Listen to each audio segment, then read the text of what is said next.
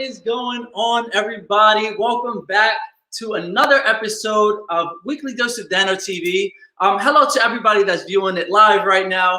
Hello to everybody that's going to be watching it on the replay. I'm just so happy and so thankful that you guys are spending an hour of your time, and Mr. Raul Hernandez also spending an hour of his time to share his. Really, guys, this is an incredible story. Really, you don't really hear about stuff like this on a day-to-day basis.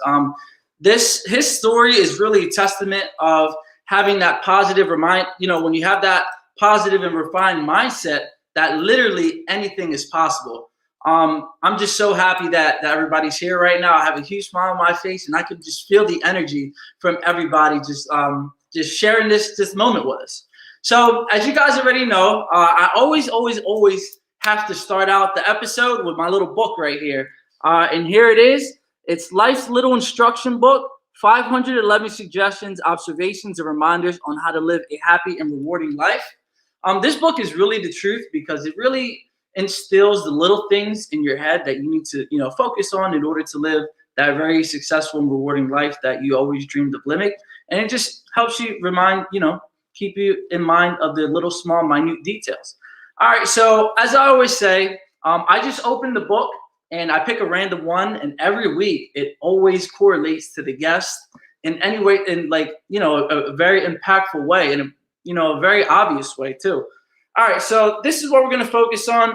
Point number 197. I hope you guys can see that. Number 197. Don't forget a person's greatest emotional need is to feel appreciated. One more time. Don't forget a person's greatest emotional need is to feel appreciated. This is up there with, believe it or not, but that tip that I just gave you, and it's inside the book, it's up there with, having a house over your head, eating food, drinking water. Feeling appreciated is one of the most significant things that you can make somebody else feel. So when you go to your next job, when you go into your job next and you're working with all your coworkers, just give them a compliment, because you never know what they might be going through. And it's just going to make them, like you even that much more. And that's not the point why you're doing it. Is to uplift everybody that you meet. But, if everybody just were to spread that good energy, the good vibrations, then the world will be a much better place. Nancy, I just want to touch on that point. I'm super, super excited. This is actually the first on this kind right here. I'm just going to show you guys. Here's the sweatshirt. Oh, there we go. You can see it. This is the first piece of clothing made for the show. And when I saw this sweatshirt, I'm not even going to lie to you guys. I teared up. I really did tear up. I started to cry because this is just the embodiment of all the hard work that I put into this and all the good energy that you guys just constantly just show time and time again, week after week. And it's the first tangible piece that, I can finally feel. So, guys, just thank you so much for all of the support. And we have so much to cover today. So I'm just going to bring Mr. Raul Hernandez right into the building, right into the stream, just because there's so much to talk about. Raul, what are you doing, brother? It's time to get on the show.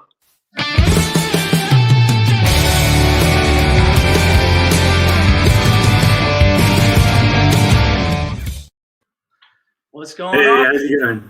How you doing, brother? Doing good, just busy. I just got back from Dallas. Now I'm in Miami right now. Just booked a hotel, doing a conference meeting with my team in the next 2 hours. So I'm ready for that. Man, that's what I'm talking about. Making the move, staying busy, and always helping other people out. That's one of the things that you do best that a lot of people really don't see on the day-to-day basis. This is really, really something that I'm just so glad that I can give you the platform to speak. All right, so this is going to be a big portion of it, and I hope everybody's listening, because Raul's story is something that, it really shows that you can push through anything no matter what life throws at you. So, Raul, I want you to take all the viewers from the beginning about the course of your life and some of the obstacles that you had to overcome in order to be where you are at this point right now. So go ahead, take it away. Oh man, that's very deep. There's a whole book. I could write about like 7 different novels on this. But yeah, with that being said, it started at a very early age. I started at a young age where life got real for me. Well, I gained conscious of reality at 3 years old, maybe 2 years old, I would say. And my first traumatic experience was when there was a fire alarm that went off. And that's when I started gaining reality of everything. And then I remember, my dad getting arrested. A SWAT team came in, kicked the door down. My family, I was raised in I wasn't raised with a silver spoon in my mouth. I'm from Camden, New Jersey, and I was in a project with my family, right? And that's where all started, where the SWAT came in and my mom took me out of the project, moved to Pennsylvania for 11 years. And just to really like sum it up, it wasn't the best of the best. It was living in Pennsylvania was amazing, but my childhood wasn't because I had a lot of traumatic experience. And it was the fact that it wasn't stable. My mom was never really home. My dad was always at work, building the business. And my mom was just, don't want to speak on it too much, but, not the best mother I could say. But I can't blame her for it because she only knew what she knew, right, as a mother, what she could do for herself. So that's why I gained peace with it, with all that had happened, which was at the age of 13, where life really started getting real for me at 13 because my best friend, which was my grandfather, right, from my stepdad, and life got real after he passed away. My mom got in a divorce with my stepdad. And I was really inspired by him because he was a business guy and he really was the actual example in my life where you could really do anything that you wanted to do. He even told me himself, like, yo, Josh, that's what my family called me, but Josh, you could do anything you want to do. Do not let nobody tell you. So he put me in the martial arts. And I'm telling you, if it wasn't for him putting me in martial arts, I don't think I would be any close near where I'm at now, which was martial arts taught me discipline, integrity, honesty, perseverance, and just more importantly, discipline. And just to really sum it up, after 13 years old, the divorce happened and DCF got involved because there was a lot of abuse going on I was being abused by my mom. I was being abused by my sister. They both wished me I was dead. That's not something that was easy to deal with. I always felt like the world was against me. Growing up in Pennsylvania, right, I was always made fun of for having hearing aids, right? And I would always have to come back home. On top of that, waiting my 16-year-old neighbor getting off the bus, beating me up every day. I'm not even kidding. Every day I would get off the bus and I was ready to get beat up. That's why I was also one of the main reasons why I got put in martial arts, right? So after that, I had to go home, deal with getting abused by my mom, getting abused by my sister, making fun of my speech impairment, and then I had to go to school. And wow, Danny, I haven't talked this about a while, man, but I had to go to school and deal with the bullying and, people making fun of me and not knowing what I was going through at home, not going through what I was going through in my isolation. I was always felt like I was different to myself. It was very hard for me growing up. When I say it was hard. And it was crazy too because my grandma blessed me and it felt like every time I would walk into a scenario or a situation or traumatic experience, it would be like I had this sense of aurora around me where like anything could happen and I watch everybody fall apart. But in the center, I'll be fine mentally. I knew that at some point in life, I was going to be okay.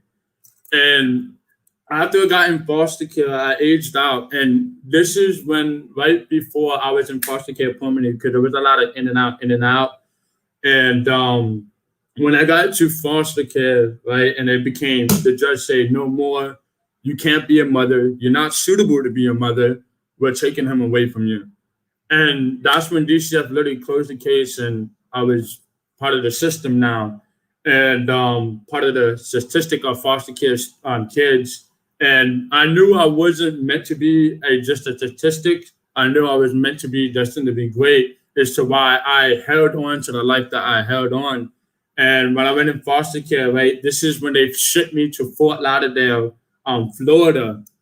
And when I went to Fort Lauderdale, I have a crazy experience, right?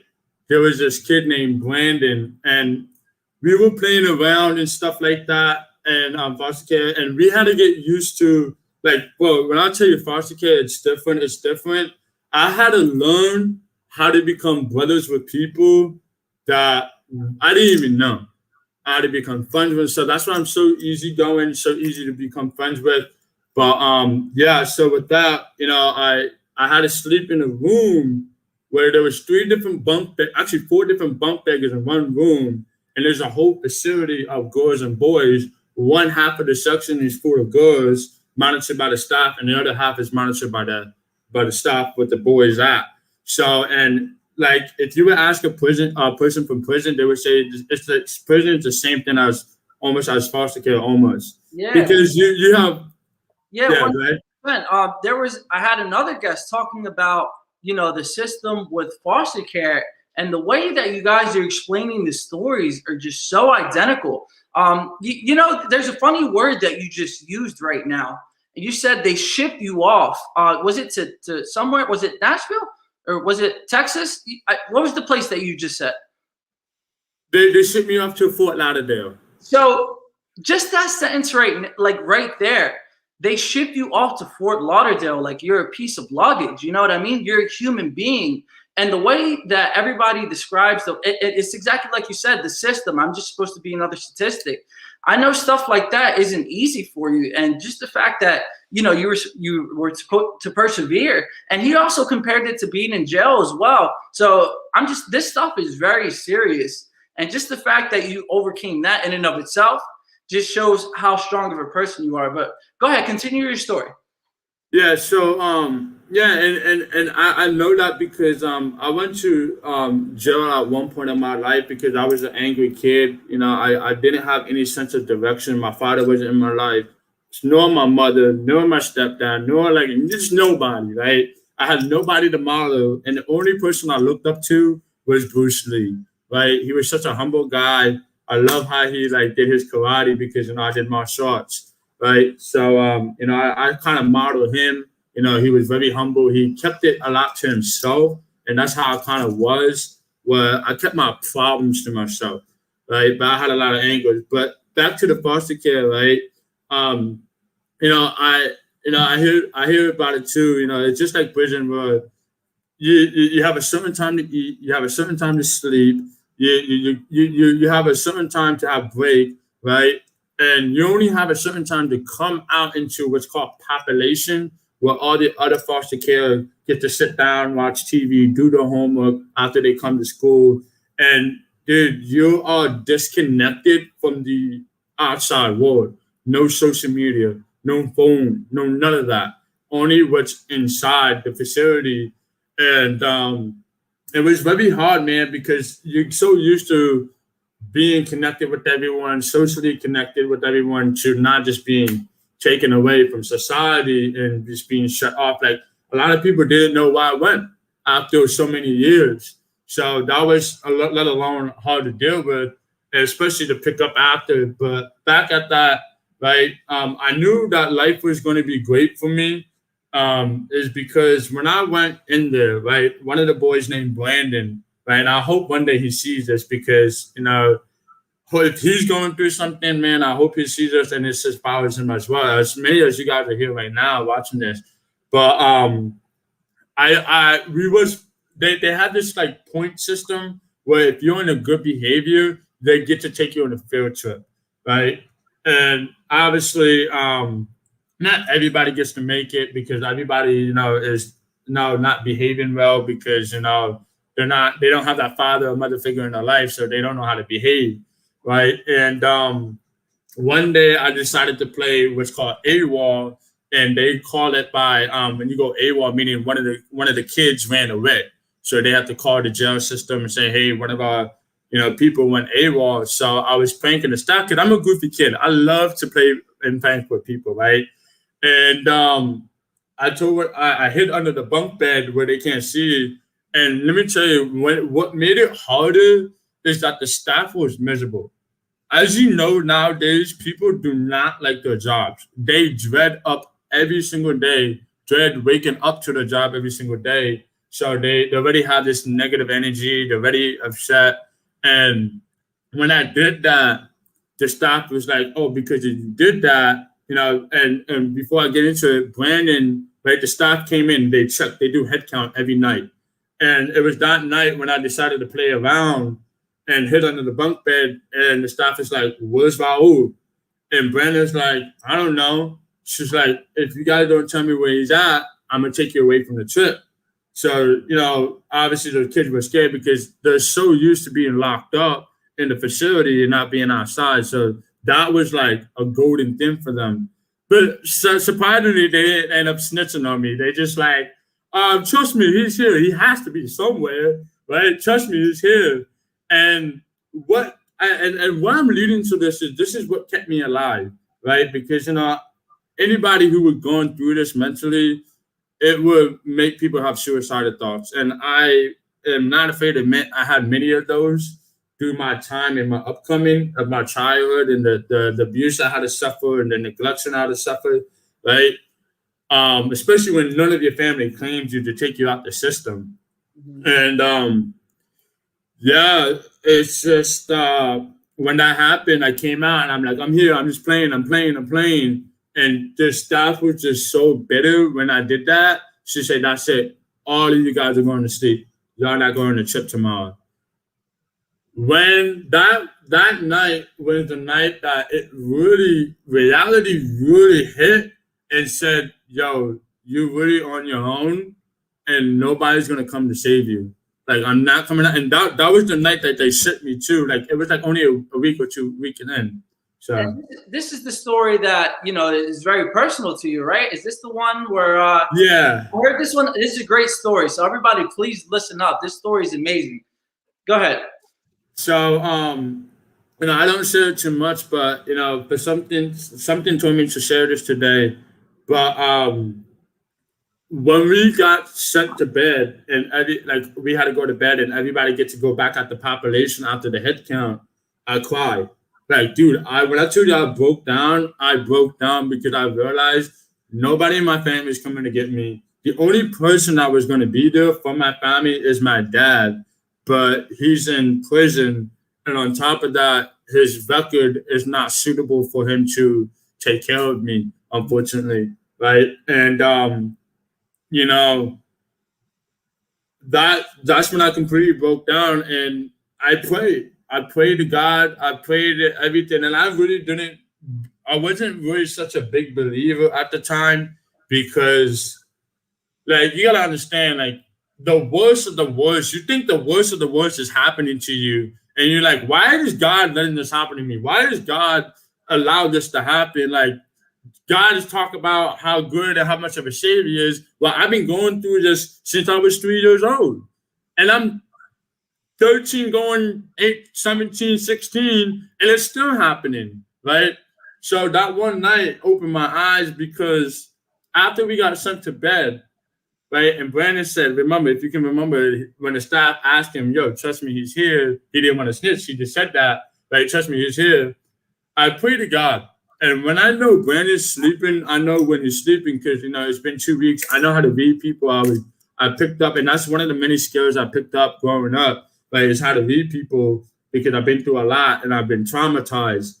And he was deep asleep. I was praying to God. I said, God, do whatever you want with me, but please do not allow me to live this life any longer because I can't. And it gets me to this day because it was hard. It was hard. And I told God, I begged God, I was like, please don't let me live like this no more because I'm tired.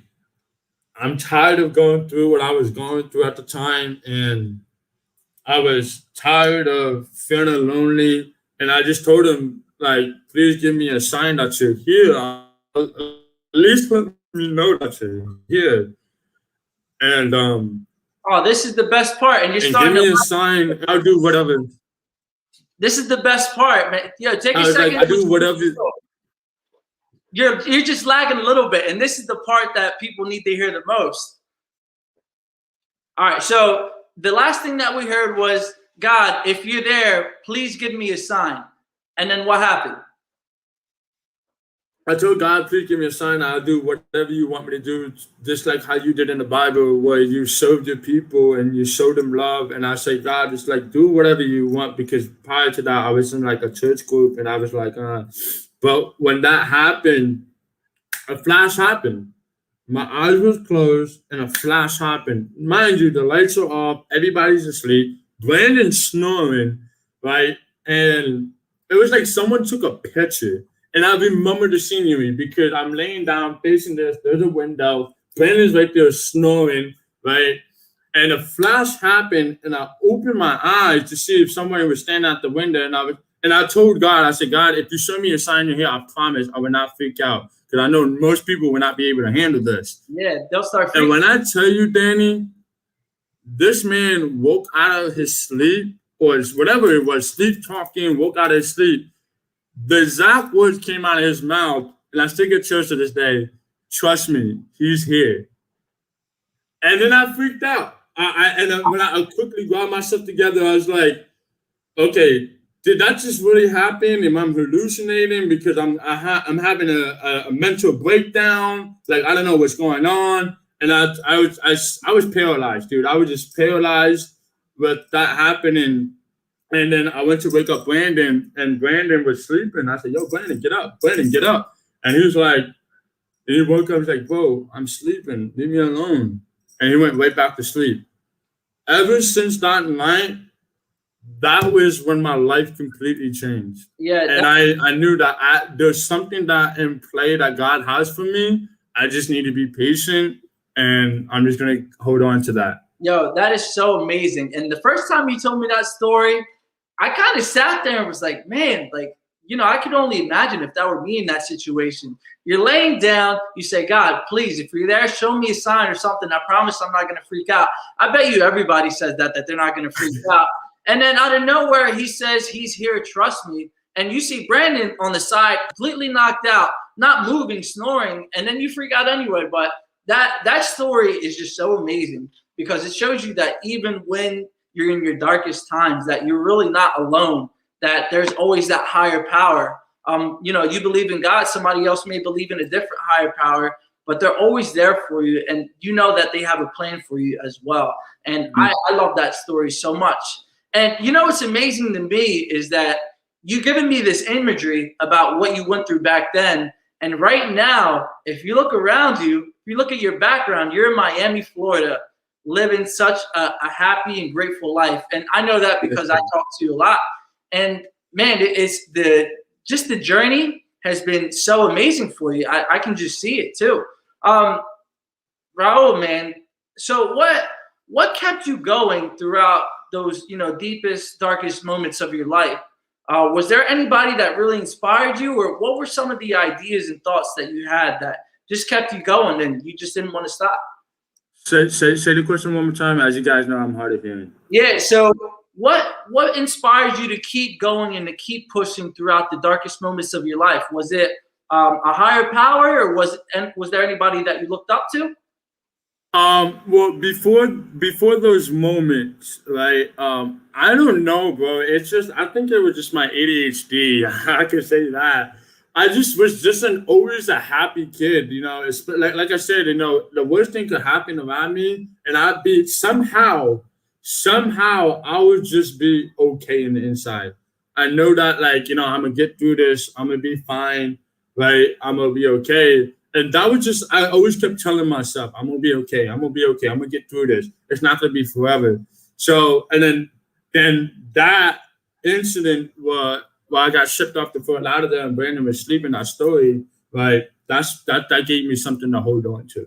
I love that so much. And just for everybody out there watching right now, if you're going through one of the hardest moments in your life, you know, your life is kind of like the seasons. It's never going to stay the same. One day it's going to be raining, one day it's going to be sunny, but just always understand and always hold on to the fact that there is a light at the end of the tunnel and there is a plan for you as well.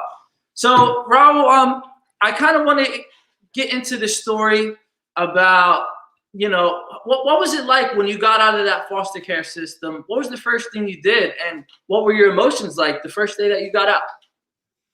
So when I got out of the system, right, we aged out. It was called PES, post-secondary foster care. So for people who are 18, and they give you the choice to either go to school, and the government will pay for you to go to school.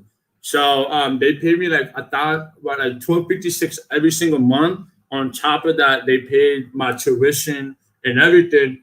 I just had to figure out my living situation.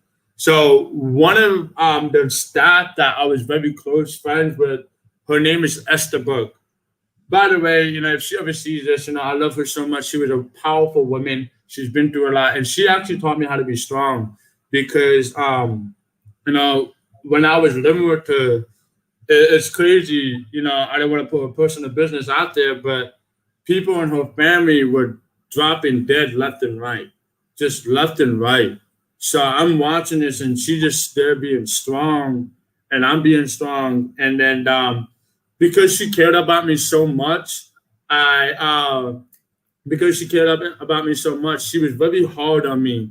And I was so used to being strict and told what to do and confined, and I felt like a bird trapped in a cage. So when I realized I had a moment to escape, I booked it. I said, you know what? I don't want to be here no more. I'm going to figure it out. And one of my first roommate was back in college at FSW, with a friend of mine named Tistro, who's actually from Massachusetts. And he said, hey, bro, I had a room for rent. And, you know, we could rent it out. Immediately booked it like a free bird out of the cage. And I had freedom. But then after that, because I had no financial literacy, I had nobody taught me how to manage my money. I had no one to teach me how to be my own adult. It got ugly very quick. I'm talking about, you know, I started bringing friends over. I started having the wrong crowd.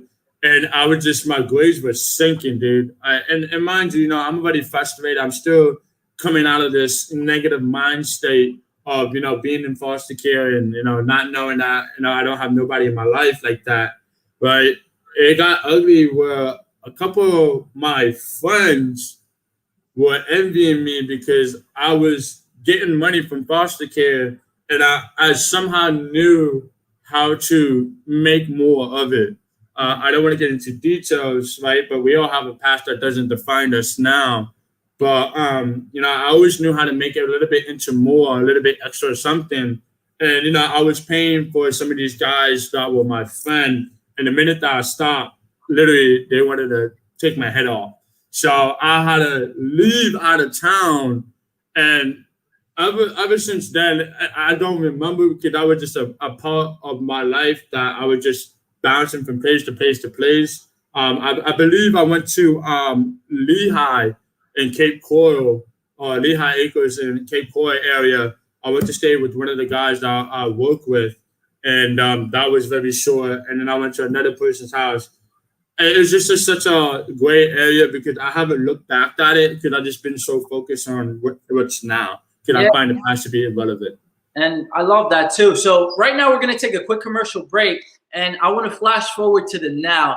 I know that you know so much about crypto, and it's a hot topic nowadays. Everywhere you see Bitcoin, Ethereum, Ripple, Dogecoin even. You see all these different terms and you see all these different coins. I want you to give a little bit of your expertise about it and to really inform people who may not know just about the whole, I guess, you know, what the idea and the technology is that runs behind the Bitcoin. So we're gonna take a quick commercial break. Do not go anywhere because this is stuff that you really need to focus on because this is the future and you don't want to miss out on it. So don't go anywhere at all. And we'll be right back after this commercial break.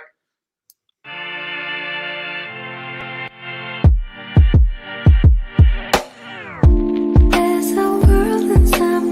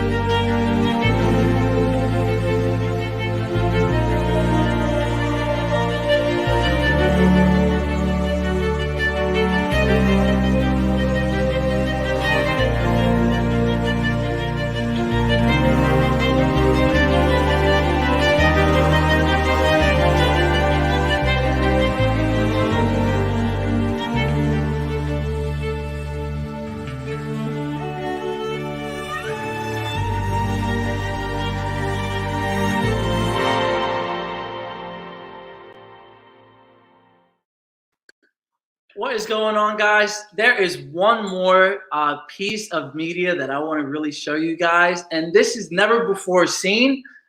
This is very, very important, and I love this video. You guys are going to love it as well. So just take a few seconds just to enjoy this piece, and I'm going to talk about it in 1 second.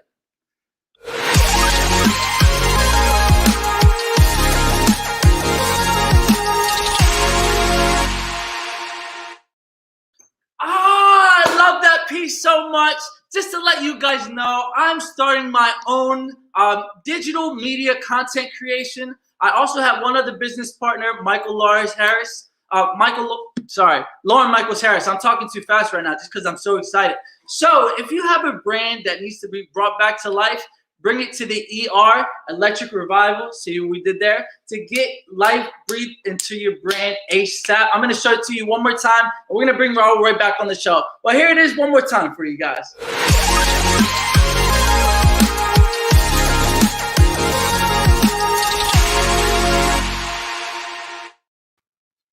Man, sorry, Raul. That's my new company I'm coming out with.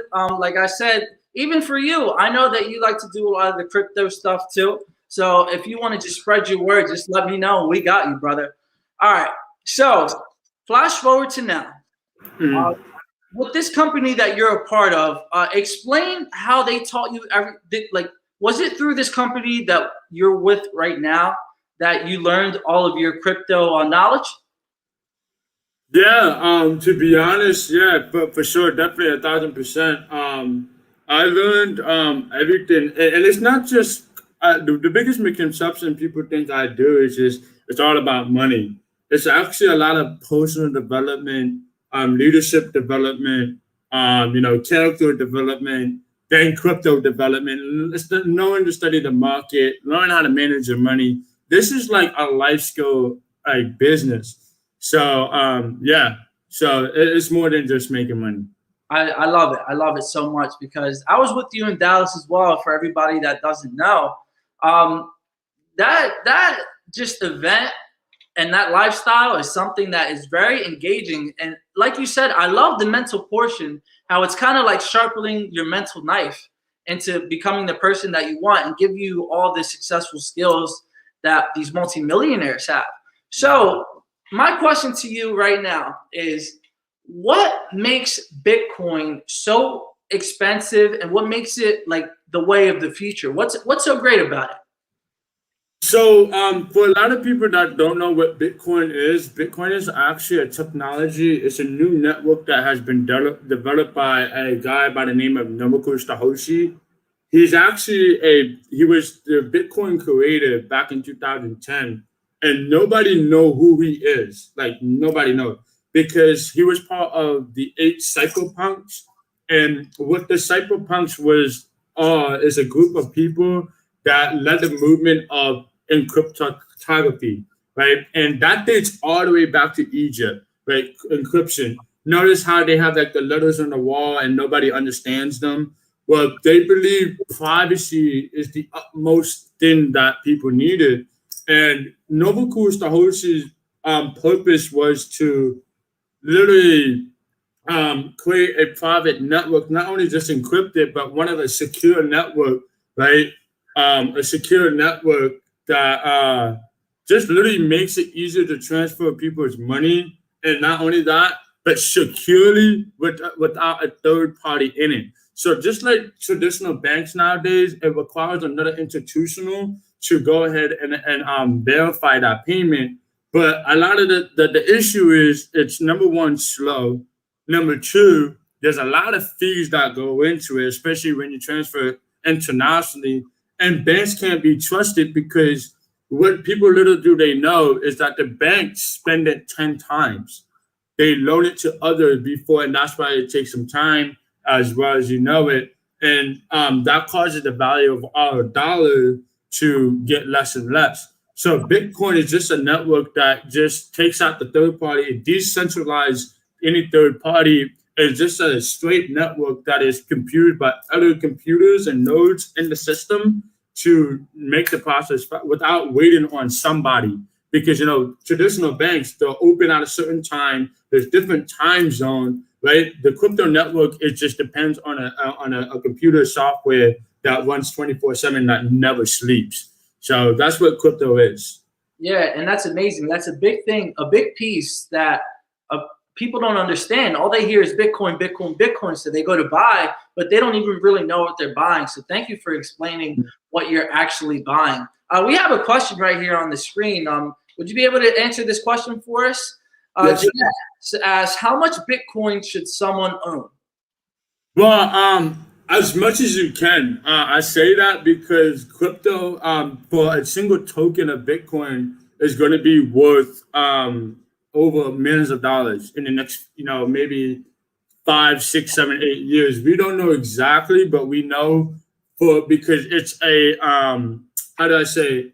It's a limited asset, just like gold, right? It's a non-renewable source. So there's a limited supplies of Bitcoin that was made to be circulated in the market, which is over 21 million tokens. And to understand why it's so effective, right?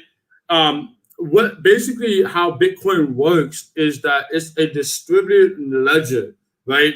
You can't the reason why the network is so effective, and it's like a lot of people are diving into it, creating their own network as well as using the same model, is because the way it works is that it's a series of ledger, aka blocks, right? And then once those information gets written in the block and approved to another signature into the next block, it can't be rewritten, it can't be deleted or duplicated. So that's what prevents fraud. That's what prevents, dishonesty. People, how they would bounce people's check, right? That's what crypto is a prevention of for. It's an honest system, right? And it's something that can track all the way back. But this one is encrypted. So there's different, companies that are modeling the same kind of network to use in their own way without encrypting it. So for inference, right? BMW is adapting to this technology that every mile gets logged into the blockchain, aka the ledger, right? That can't be written, that can't be unwritten, deleted, or anything like that. It just has to be written on the next block. So every single mile is getting written on the next block, and it can't be reversed. So one of the biggest things that BMW loved about it is that, in Miami, it's crazy that there's a thing going around, it's called odometer fraud, right? So let's say somebody wants to sell you a car, right? And it said, oh, it has 10,000 miles, but really it has $100,000 miles. So BMW is adapting to this technology to prevent odometer fraud because it can go back to every single where it first started, to the back where the first ledger was written. So that's why a lot of companies like Apple, JP Morgan, right, Tesla, right, everybody's not hopping on because they really see that this is something that is actually a great invention. So yeah. Yeah, and I know a lot of people compare it to when the Japanese, or I think it was the Japanese or let's just say let's just take it back to when the paper dollar was first created. Because I don't want to say who created it and be all wrong, but that's what a lot of people are comparing it to right now, is that this is the future of currency, that the paper dollar is not going to be, the as much as it is right now. So I want you to go into, all right, so we have two different categories, and I want you to explain which is better, stocks or cryptocurrency. If you had to give your advice, what would you recommend somebody put their money into? Well, when you're investing, right, people, one of the two reasons get into stocks or crypto is mainly because of investing. And when it comes to investing, you want to have the highest ROI, which is return of percentage, right? And when you want a return on your percentages, right, the return of your investments, right, you want to make sure it's with the best one.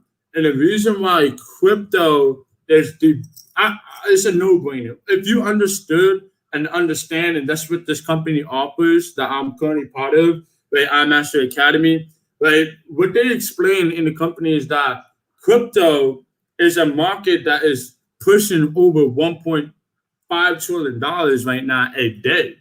The stock market averaged $169 billion a day. So you're playing a bigger piece of the pie, meaning more money can be made. And due to the volatility, right, of cryptocurrency, like we just saw back in if I remember correctly, because this thing is moving so fast, right? Back in October, it was just around 17, 20,000.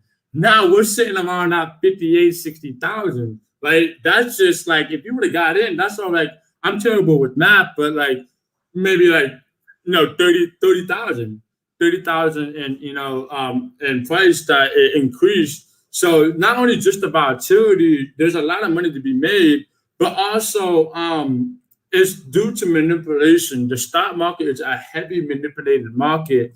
And what the government, convinces everybody is to go to school, get a good job, get good grades, to get a good job so you can work for 40 hours a day for 40 years and retire 40%. Well, as we know today, why do we, and no disrespect to anybody, but why do we think we still see people in the 60s, 70s still working at Walmart, still working at Publix, right? Even if they have good degrees, that the lawyers, doctors, and whatnot, it's because the system is broken.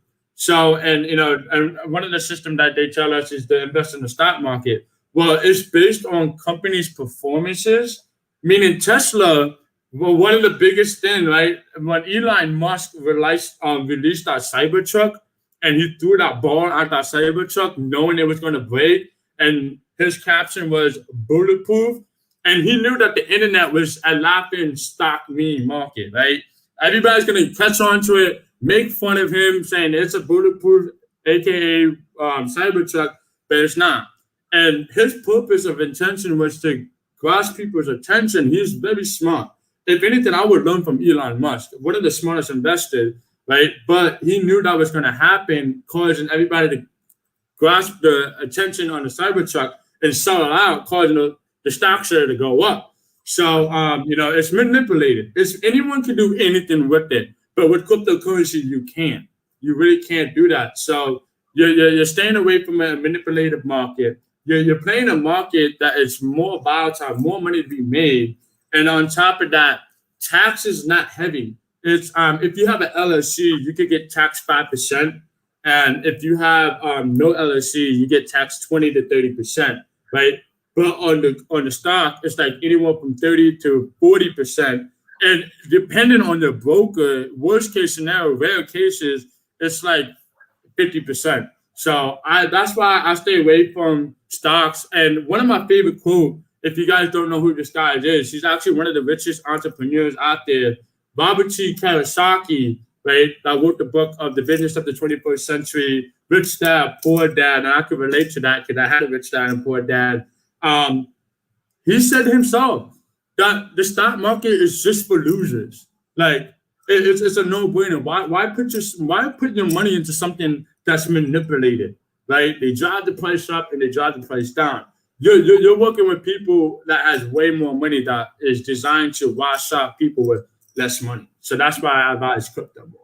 Yeah, amazing stuff. Because this is not only is the information that you're giving accurate, it's actually like simple to follow information that a lot of people will do their research online and they'll start to get confused. But with these points that you're giving, they're very concise and they make a lot of sense too.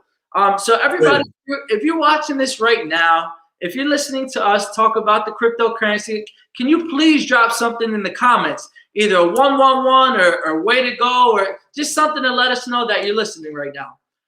So Raul, I need you to go through one thing. What are some of the common misconceptions about Bitcoin that you heard of that maybe you can debunk them right now? It's a scam. Before it became a big thing on the news, people thought Bitcoin was a scam because the government shut it down. The government themselves said it was a scam. They didn't know what this was. They didn't know who is this guy that created it, by the way. So what they did is they D1 scheduled Bitcoin, meaning no one can trade it.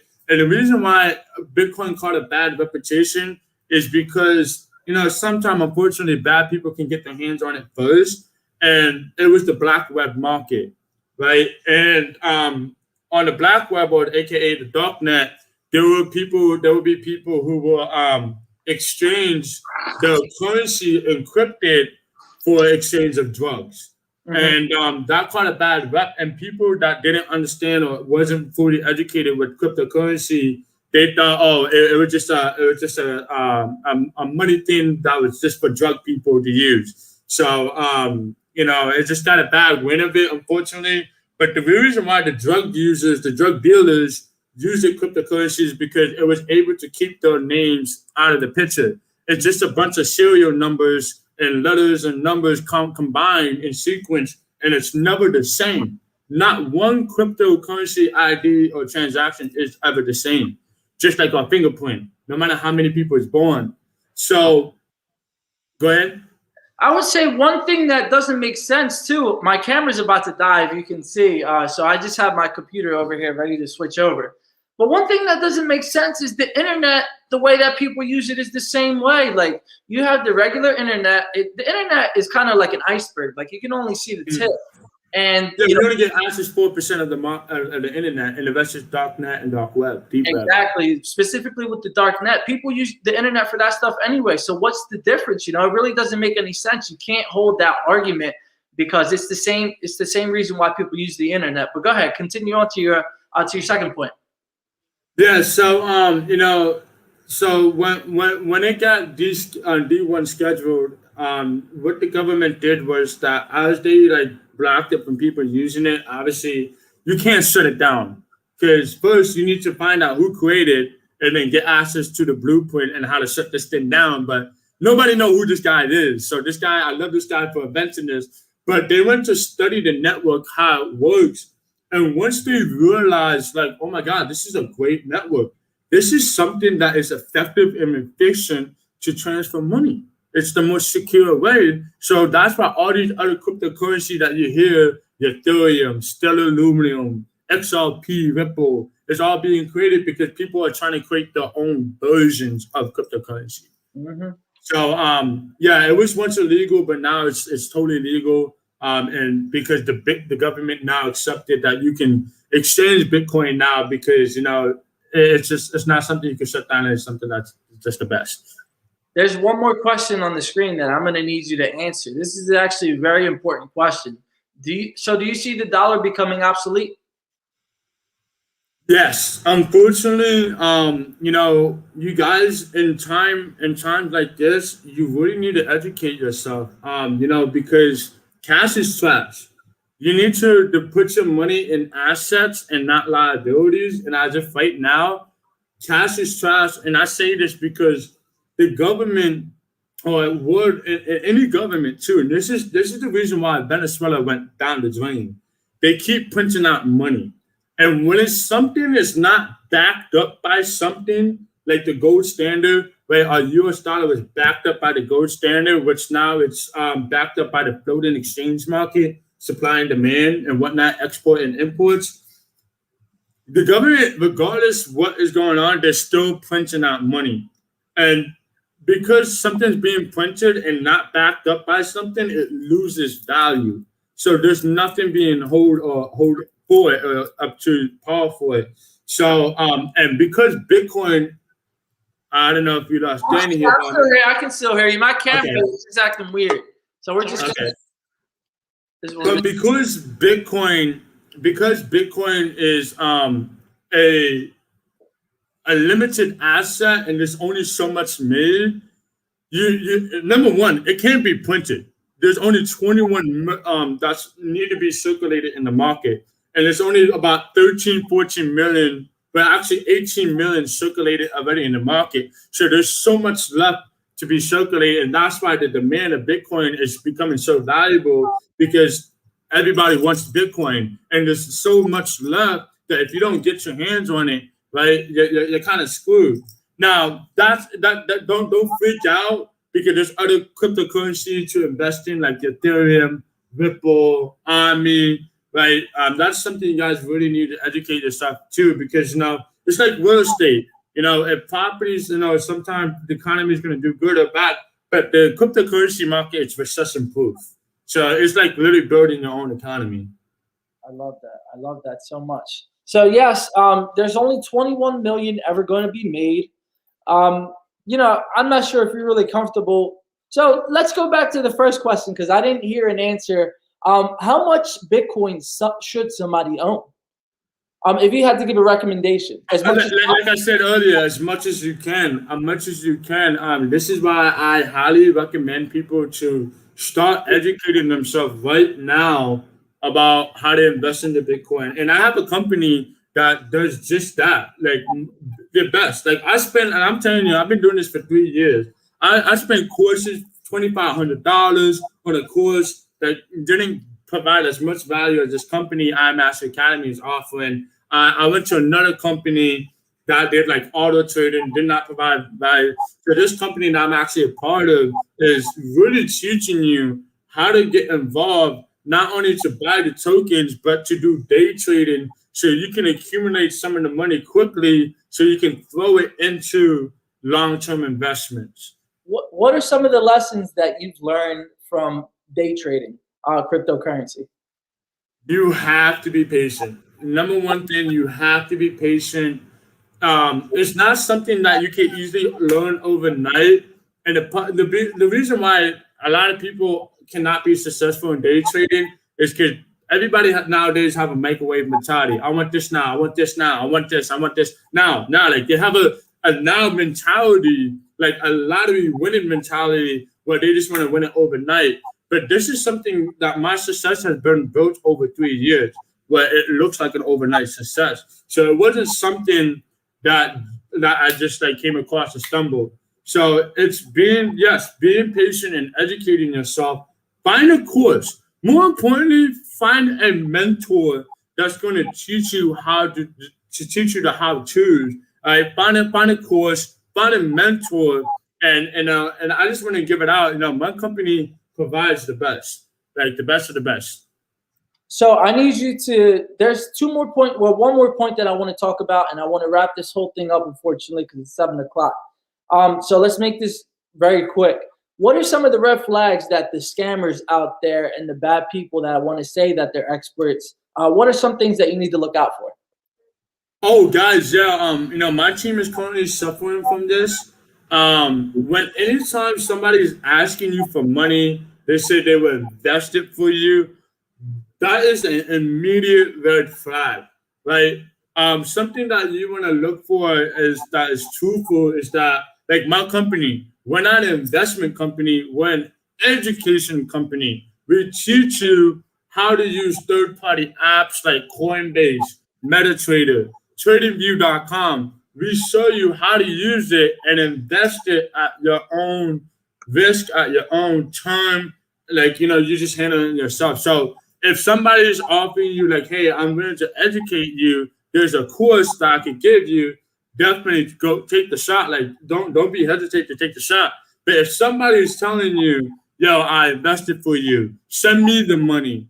Don't look at something if there's no product or service that cannot be shown. So if there's no product or service that you can't see, do not do that, because that's how I lost my first $10,000. I got scammed for $10,000 that way. Yeah, well, these guys are good. They will get you. Yeah. So, yeah. Thank you so much, Raul. Unfortunately, it is 7:01. We have to wrap up everything right now. I just want to say thank you so much for your expertise. Thank you so much for coming on and sharing your wonderful story and sharing all your, that's just really scratching the surface when it comes to Bitcoin. But thank you, everybody, for watching and spending an hour of your time. It's been really educational, informational. So I can't wait for you guys to come on next week. We have an awesome guest as well. And I just want to say thank you, Raul, for your time, and I really do appreciate it. Thank you. Take care. Thank you for having me on. I'll talk to you guys later. Have a great week, and we'll see you next week for another episode of Weekly Dose of Dano TV.